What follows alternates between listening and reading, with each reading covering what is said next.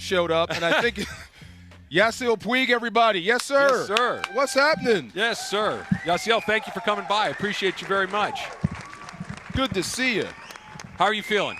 Doing good in yourself. I am feeling fantastic. So let's start with this. Obviously, you look around here, and there are a lot of people that have come out to see you, to get your autograph, to take a picture with you, to spend a little time with you. What do you think, in your opinion, is the reason you have resonated so dramatically with Dodger fans? First of all, thank you for everybody in here to come in here and enjoy my day today. And I'm so happy to see a lot of people here.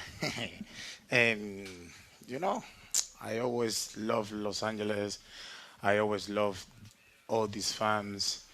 And playing here is one of my best things in my life. Playing for these amazing people, this amazing stadium and city. And I'm so happy to be here. And we're going to keep fighting to come back one day. I remember it seemed like every day we were talking about you in some sort of way on Sports Talk Radio, just everywhere. You were everywhere. How did you deal with that becoming famous for the first time when everybody knew your face, everybody knew your name? How did you deal with that the first time that hit you? That's a little difficult. I coming from Cuba with nothing and play simple baseball. When the Dodgers invite me to a spring training, I do the best I can when he give me an opportunity. And I start playing so good and so, crazy or whatever. And all these fans start loving me, and I get so excited and start licking my butt for all these fans. Was that something you had done before, or was that something just in the moment, I'm going to lick the bat? No, I never do that before. All the time when I do it after that, I said, what is my bum doing, because I go home and I don't know my bat is clean or whatever, and I lick in the bat, and I said, now I do it for the fans, and some fans told me, hey, you need to lick in the bat. So we have the call of when you lick the bat. Laura, do we have that? Can we play that right now? He's working on it. All right, right he's gonna find us right now. You really licked the bat? Yeah. Did he lick it? Was or did the bat he bite clean? It? No, I guess it was after you licked it. I don't know. That's the reason I said that. After licking my butt, I start thinking oh, my butt is clean or no? Well, I already did it. I said, you're still been here. doing it You're wrong. still alive. It's in the moment, Yeah. It's, Right. It's a hard situation, and somebody's excited, and I do that kind of stuff, or later I say, oh, why did I do that? See, that's the worst thing, Travis, when you do something and then it works. Now you're stuck doing it. Now I got to lick the bat every time, for Right. sure. Yasiel Puig is joining us here at Legends Attic. We're also joined by Lizette. Is it Arnett? Carnett is here, Yasiel's agent as well. And what the voice of the Lakers, John Ireland, who comes and he does the show before us here, he asked a question that's probably a very good question for the both of you guys. Has anybody ever offered to make a movie out of your story? And to come and say, obviously coming from Cuba, coming to Los Angeles, the impact that you made on the community with the Dodgers. I mean, it feels like a movie already. Has somebody come and approached you guys with that? Yes, we've had several offers to make a movie, but Yasiel wants to, tell his story his way. And he's very insistent on making sure that it's all based on what happened. There's no making it even colorful. It's really, truly, his life was a movie. Human trafficked, kidnapped, just everything that happened to him to get to the Dodgers, and the fact that he was with the Dodgers in the farm system for 60 days before he made it onto the show. Everything is just so incredible. What about the plane almost fell too? The plane almost fell? Which plane ride? Oh, a friend, I crossed the border in Mexico to the United States. Oh, really? Yeah, we crossed walking and the process and everything with the American people. And later I need to fly from, close to Texas, and we need to emergency landing in San Antonio. San Antonio, okay. And I call and the people bring me to Cuba. So here, hey, you guys party because now you're going to get the money. And me, I almost dead. The plane almost didn't make it. Yeah. Wow. So she mentioned that just a very, very brief stop in the minor leagues before you got called up to the major leagues to play with the Dodgers in Los Angeles. When you were down in the minors, you were like, hey, guys, this league isn't enough for me. I need to move up. You need to get me up to the big leagues as quickly as possible. No, I do the best I can. That moment in Arizona for spring training, and like 1 week before the season start, he told me that I can make the team because it's Andre Ite, Mark Kang, and Crawford, and I doing a really good games and Sure. everything good, but I need to go to minor league. He sent me to Chattanooga, and I start playing there and enjoy with teammates over there, and later keep doing what I do, like play baseball. And Then they June, needed him. Yeah, and, that helps. and June he called me up, and I so excited. I almost coming for a week or 2 weeks, waiting to all the players get back from injury, but I stayed there. Wait, I got to hear this. We have the sound of him licking the bat. Please play that. I got Yes, to we hear do. this. This is great. Fifth in the orders. The runner takes off with a swing and a foul. Always entertaining Yasiel Puig. You never know what you're going to see. How about a lumber lollipop right there? A lumber lollipop. That's you. I love that. That's there. When did you start playing baseball? Like, when did you know this is my thing? This is what I was born to do? Well, I started playing baseball when I was 5 or 6 years old in Cuba. Like we play any sport, but I love soccer more than baseball. But I think there's not too many soccer ball in Cuba, and that's the reason I'm not making a soccer player.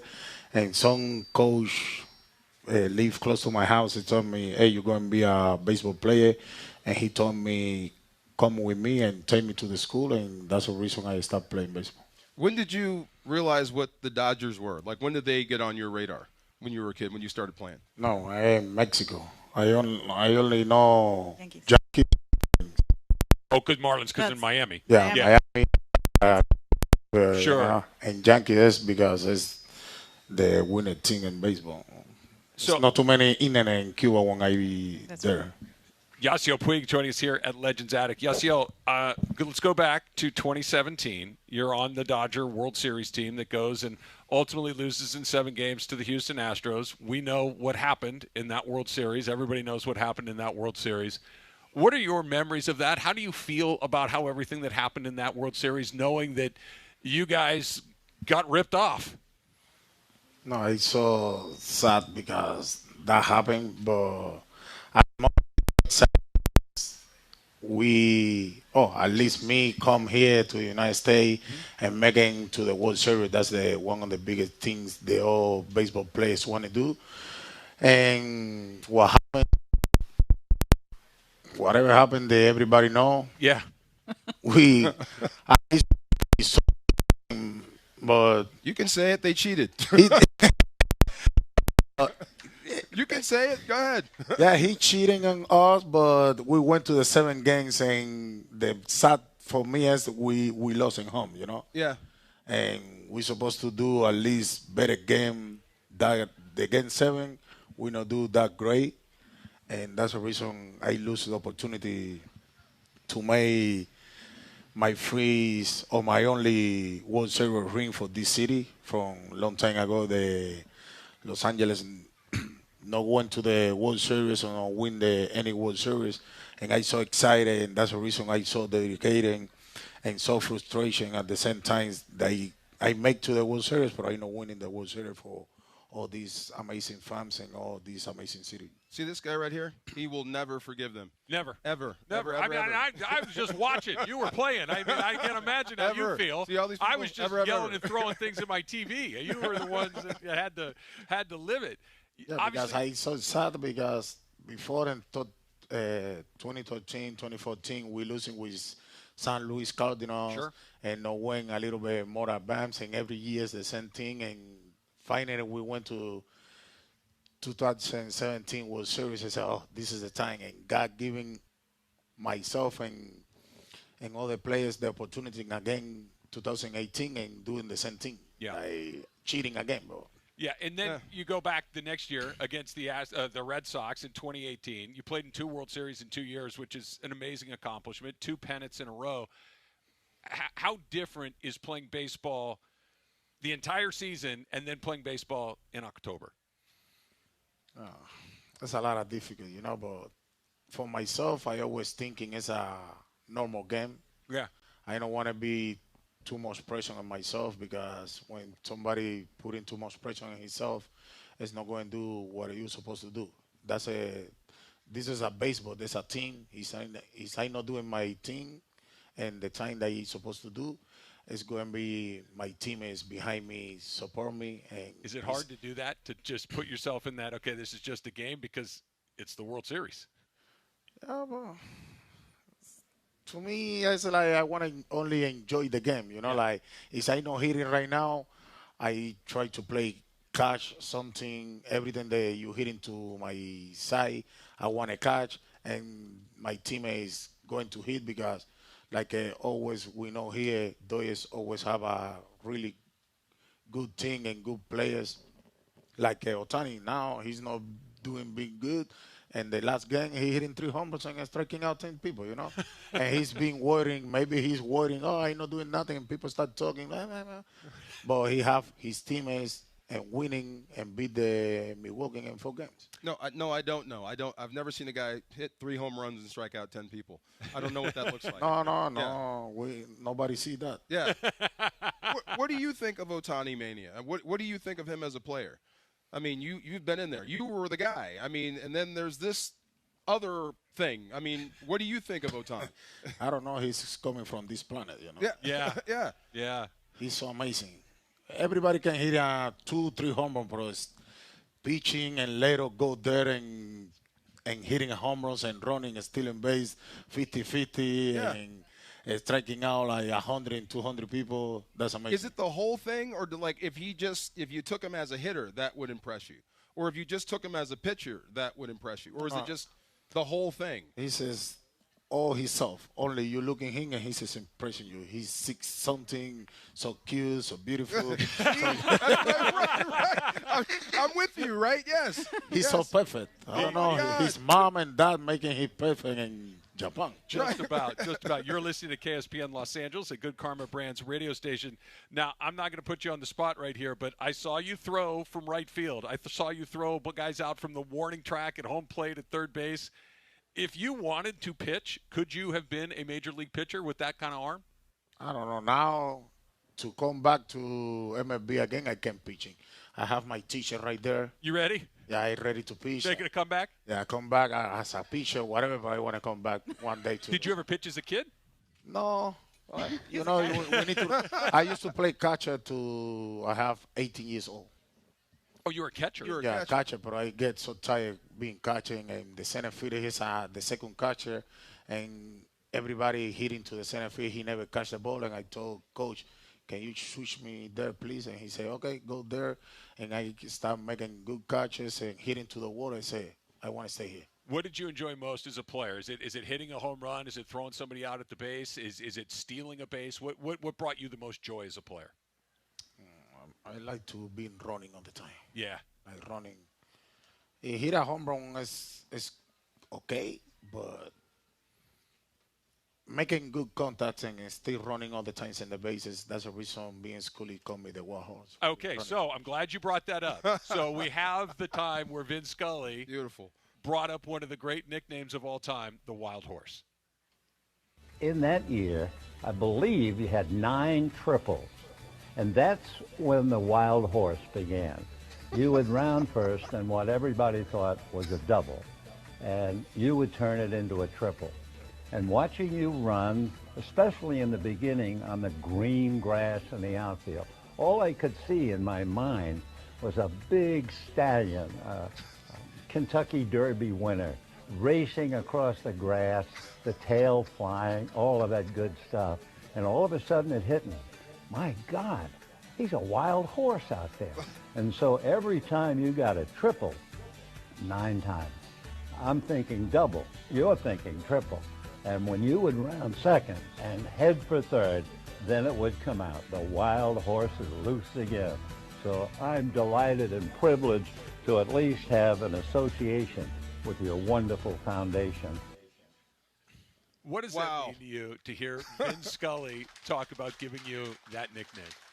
No, I'm so excited. The first time I met him and he called me that nickname, that's the reason I opened a charity foundation, because I always want to help kids and help the community. And I call him the Wild Horse because Vin Scully, and he's a really good friend and good father for me.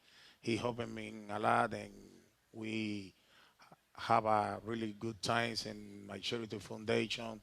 We have lunch and dinner with him and his family.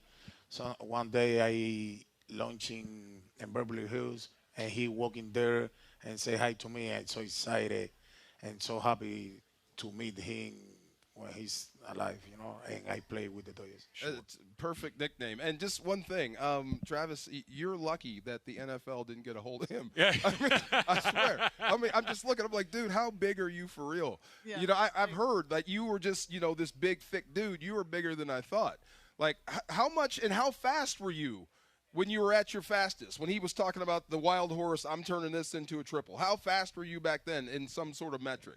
I don't know. I don't know how fast, but I've been follow chickens in Cuba all the time to It's like eat Rocky Balboa. Following chickens? Yeah, because chicken don't want me killing the chicken to eat. And Yeah. I need to have something to eat and my mom, and I've run into the chicken, and that's the reason I run it so far. That's how you run so fast. It's the truth, right? Dudes in Florida chase rabbits. He chases chickens. I got you. But the decision to round second, going to third, though, what was that all about? Like, I can get this. Nope, I can't stop. What? No, I both I can't stop, and sometimes when I starting so hard, after I making contact to the ball, I want to keep going to the second, to the next base. And some teammates told me, hey, you can be out because you the freeze boy. I said, what I do, running or not running, and that's made me a little bit take it easy a little bit. But I always want to be running in the base. If I have a chance, I hitting in the Dodger Stadiums a triple, hitting to the left field and the playoff, and I hit into the third base, and I get so tired there, and I do like Michael jog. I'm so tired, like, damn, man, I running too much. But I'm so excited, I can't stop. Sometimes, one time here in Los Angeles too, I hitting a ground ball to the center field. Yeah. And the center field missed the ball, and the coach told me stop, and I said, Coach, I can't stop. No way. No way. And I get home and get safe, and Dodgers win. But I say, Coach, you need to stop him. Yeah. I'm going. Right. I can make this. Yeah. Yasiel, what about that? Obviously, you brought an incredible amount of flair and style to the game when you played. And thankfully, I would argue, that we've gotten comfortable with guys expressing themselves playing baseball now. And everybody can do and express themselves, and you hit a home run, you strike a guy out. But when you first came to the big leagues, it was kind of like, you shouldn't do that. Do you take a little bit of pride in knowing that you kind of kicked that door down and now everybody can express themselves when they do something extraordinary? I ask that question to her. All right, Lizette, what do you think? You know what? He's a natural talent, and I think that a lot of what happened with Yasiel when he was with the Dodgers was the fact that they weren't used to the way that he played. This was something different. It was something so innate. It was just natural, born talent. And when you start telling a natural born talent, you can't do this, you can't do that, then he starts to question himself. So I think that's the issue. That was the issue with Yasiel. I think that if they would have just let him be like a beautiful piece of art, he might still be there, along with someone diagnosed ADHD that he had to figure it out. Sure. So Okay. that's something that's really important. Well, it's just Like, nice don't flip the bat. Well, now you see a bat flip. Now it's fun, yeah. I bat only, flips are fun. Yes. I Now only it's fun. flick the bat because I think I make a good contact, and I flick the bat not to disrespect the pitcher or the other teammates. But now everybody hit a home run, licking the bat, take a selfie in the free base, running, play basketball, and nothing happened, bro. When I do that, it's a big problem for myself, and that's See, one Travis, this weird sport. See, you That's can a- lick a bat, but you can't flip it. Go figure. Right. I've Yeah. never figured out Makes all no the unwritten sense. rules at all. Laura Romo, our producer, Yasiel, who's wearing a 66 Dodgers jersey today. Thank you. She's got a question for you. All right, tú has jugado béisbol en muchos países, en los Estados Unidos, en México, en la República Dominicana, en Corea del Sur. ¿Dónde se vive el béisbol con más pasión? En Corea. En Corea, ¿por qué? No sé, tenemos que ir allá y preguntarle a los coreanos. It's like Korean people is something different. The first time I played there, it's like COVID season because the COVID for Korea is a little bit bigger than us. when we finish the COVID in the United States and do parties, Korean people still using the mask and 20 days stay, no go out from your house and blah, blah, blah. And over there, people sharing too much and from the first inning to the 10th inning. And that's a little... The fans are amazing in Korea. And it's too many people. Here in Los Angeles, there's a lot of more people than Korea in the stadiums because these stadiums, the huge stadium that you ever play in baseball, any country in any baseball field. This stadium here, the stadium is amazing and so beautiful. But and Korean people, these people never get tired. Like it's always chills, like Mexican people here in Los Angeles, you know. Sabemos party. Yeah, we know how to party. I feel like I'm back Yeah, in but you eighth see, grade. What was the question? You need to have party. You need to have party to cheer. Yep. Korean need to have party. Oh no, we don't. I have tequila all the time. We don't need a party. I just have it. Would you still like to play more baseball? Yes. Yeah. Are you still playing somewhere? Are you staying in shape? Like, what are you doing right now? Yeah, I go in November 10 to Venezuela. Oh, you're going to play winter ball? Yeah, play winter ball to be ready for anything, Korea or any spring camp or whatever. Or it's time to come back. It's time to come back. Yeah. Sure. I mean, Dodger fans would love to see you play again. Travis, warm up the arm. Come on, let's go see it. He doesn't want any of this. Sorry, Yasiel. This is I only break it out on special occasions. I only do it. It has been a real treat. I think. I have one more. One more question. Do you have a favorite home run? My home run in the World Series with Boston against Kobe Bryant behind me. So excited, so happy. And did you know he was there? It's a very famous picture where Kobe is. No, I knew that he's there because before he throw the free speech. Yeah. And go inside and say hi to everybody and say, hey, good luck and whatever. And he's sitting there with the family. And all the time we looking to him. And that moment is my moment. Hit a home run. And he's so excited and both watching each other. And, that's awesome. And he's so excited. And later I take the photo and print and he signed it for me. And I signed it. And later call me and whatever happened. And I still not believe. It's a long time ago, but I not still believe that he's going. Well, what a memory. Yeah. What an incredible moment. And what a thrill for D'Marco and myself and everybody here, a chance to get to hear you tell these amazing stories. Thank you so much, Yasiel. It was a real pleasure. Thank you. I think I can tackle him, It's though. a treat. I don't know if you want that, I think I can D'Marco. tackle him, though. I'm not sure if you want that smoke at all. The great Yasiel Puig joining us here on D'Marco and Trav, 710 ESPN.